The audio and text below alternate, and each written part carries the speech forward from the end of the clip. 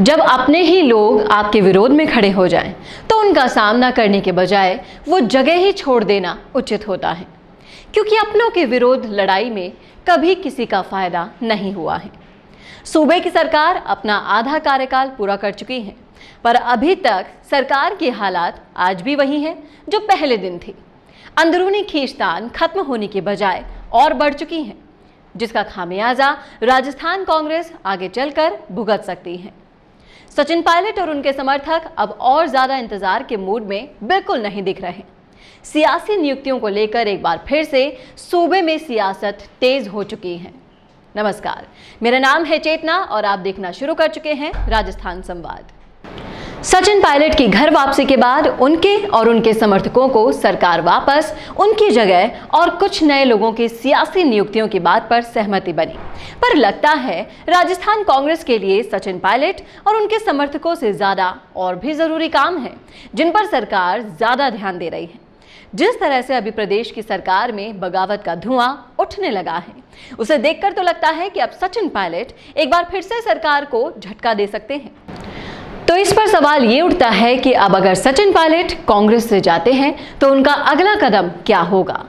राजनीतिक विशेषज्ञों की माने तो इस बार अगर सचिन पायलट कांग्रेस से गए तो वो खुद की पार्टी ही बनाएंगे, जिसकी संभावना बहुत अधिक है, क्योंकि पायलट बीजेपी में जाने से तो पहले ही साफ साफ इनकार कर चुके हैं।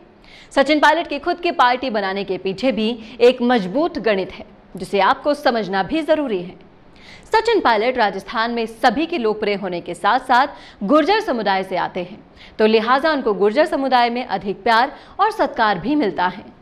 इस बात में कोई दो राय नहीं है कि कांग्रेस को इस बार सिर्फ वोट सचिन पायलट के चेहरे पर ही मिले थे, पर ऐन वक्त पर कांग्रेस ने जिस तरह मुख्यमंत्री का चेहरा बदला, उससे आज तक गुर्जर समुदाय माफ नहीं कर पाया, और उसका नतीजा ये निकला कि सरकार को 2.5 साल बीत जाने के बाद भी गुर्जर समुदाय के 80% लोग सचिन पायलट के साथ हैं, फिर चाहे बात की जाए सोशल मीडिया की या फिर जमीनी स्तर की।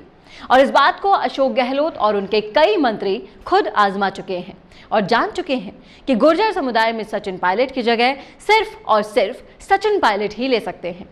गुर्जर समुदाय के बाद सचिन पायलट को मीणा जाति, दूसरी पिछड़ी जाति, अल्पसंख्यक समुदाय का भी खुलकर समर्थन हासिल है, और इसके पीछे है सचिन पायलट समर्थक रमेश मीणा और वेद सोलंकी।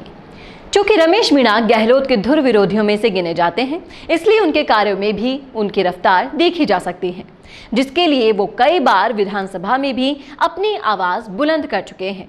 और इस बार उनके तेवर देखकर साफ साफ अंदाजा लगाया जा सकता है कि वो इस बार आर पार के मूड में हैं, क्योंकि अपनी ही सरकार पर भेदभाव का आरोप लगाकर वो अपने समुदाय में भी मजबूत हो रहे हैं। और रमेश मीणा का नाम कद्दावर नेताओं की लिस्ट में आता है। इसके बाद नाम आता है वेद सोलंकी का, जो रमेश मीणा की तरह अभी हाल ही में और कुछ समय पहले भी अपनी सरकार को घेर चुके हैं। साथ ही सोलंकी भी अपनी सरकार पर भेदभाव का आरोप लगा चुके हैं। गुर्जर, मीणा और अल्पसंख्यक समुदाय के बाद अगर बात की जाए जाट समुदाय की, तो राजस्थान के लगभग 50% से ज्यादा जाट समुदाय के लोग सचिन पायलट समर्थन में हैं, और इसका कारण है विश्वेंद्र सिंह और हेमाराम चौधरी। जैसा कि सभी जानते हैं कि विश्वेंद्र सिंह आए दिन अपनी सरकार पर हमला करने के लिए जाने जाते हैं। उनका पूरा समर्थन सचिन पायलट के साथ है।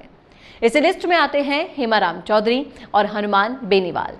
इन दोनों का भी गहलोत और गहलोत गुट से संबंध कैसे हैं, ये सभी जानते हैं, तो ऐसे में ही इन दोनों का भी समर्थन सचिन पायलट को ही हासिल है।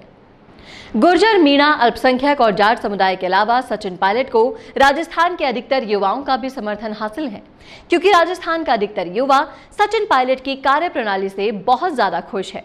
साथ ही इसी लिस्ट में वो लोग भी आते हैं जो ना तो कांग्रेस से खुश है और ना ही बीजेपी से, तो उन लोगों का भी सचिन पायलट को समर्थन हासिल है।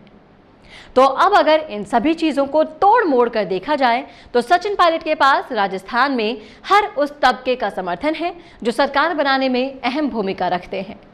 राजस्थान की राजनीति का इतिहास उठाकर अगर देखेंगे तो पाएंगे कि गुर्जर, जाट और मीणा समुदाय चुनावों में पूरा गेम बदलने की ताकत रखते हैं।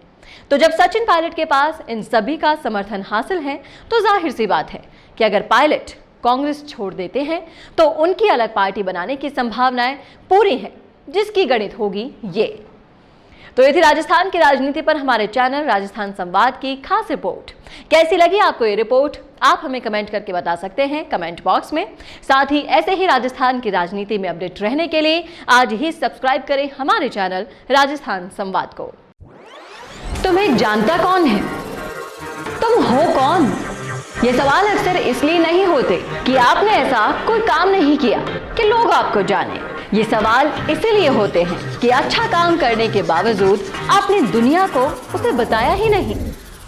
तो अब वक्त है दुनिया को दिखाने का, अपना वीडियो बनाने का, खुद के YouTube चैनल के जरिए पूरी दुनिया में छाने का।